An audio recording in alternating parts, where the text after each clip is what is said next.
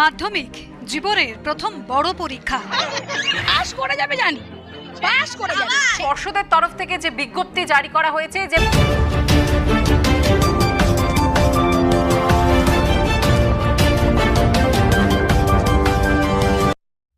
মাধ্যমিক পরীক্ষায় অনেক প্রশ্নপত্র ফাঁস হয়েছে।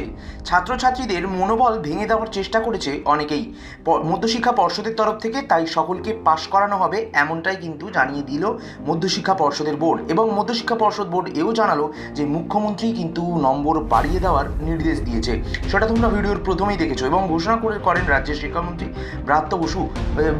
মুখ্যমন্ত্রীর সাথে ব্রাত্য বসু অর্থাৎ শিক্ষামন্ত্রীর কিন্তু কথার একটা মিল রয়েছে যে তোমাদের অবশ্যই পাশে মুখ্যমন্ত্রী কিন্তু রয়েছেন সর্বদা সর্বকার্যে।